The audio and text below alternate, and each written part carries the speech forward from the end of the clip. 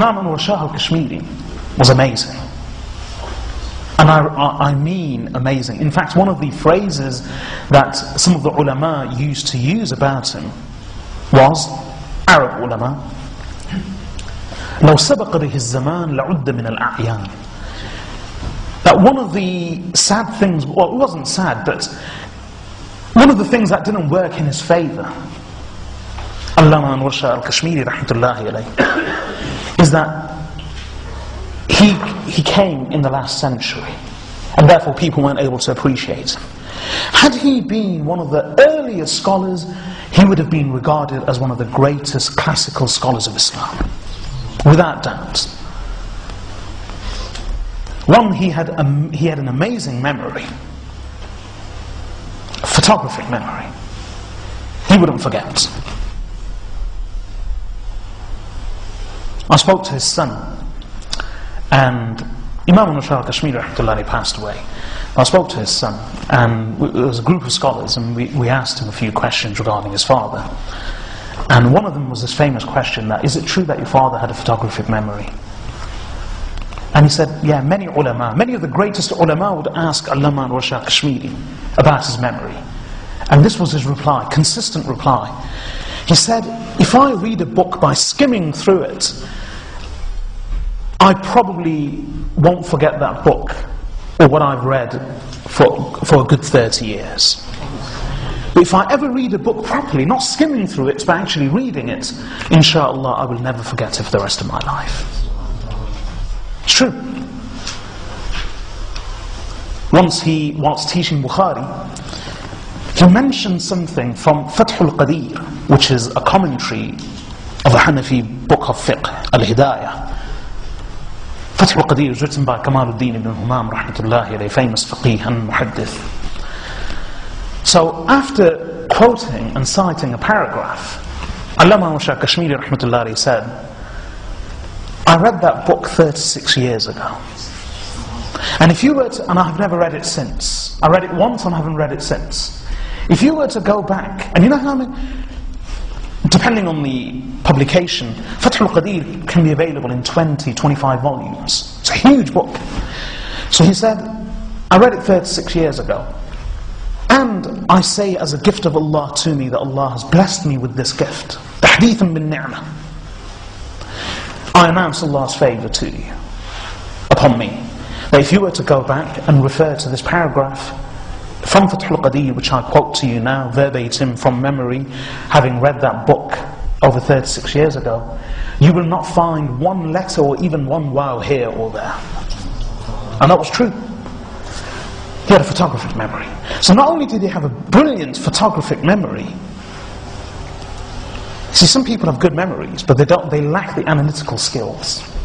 He also had a piercing insight and a brilliant scientific and analytical mind. And a lot of people have good minds, good analytical scientific minds, but they don't have good memories. Those who possess both a good memory as well as piercing insight and brilliant analytical skills, that's a lethal combination. Very few people have that. Imam Anwar Shah al-Kashmiri rahmatullahi possessed both. And he was amazing. He would comment on issues of philosophy, dialectics, all manner of things, so much so that Imam Anwar Shah, I've got a reason for mentioning this. Imam Anwar Shah al-Kashmiri rahmatullahi alayhi even claimed to have written about and understood the theory of relativity before Einstein. And he claims, Imam Anwar Shah al-Kashmiri rahmatullahi, that this theory of relativity was actually originally discovered by Arab Muslim scientists. And Imam Anwar Shah al-Kashmiri rahmatullahi has a whole treatise on it. So he could talk about theory of relativity, about philosophy, ancient Greek philosophy, history.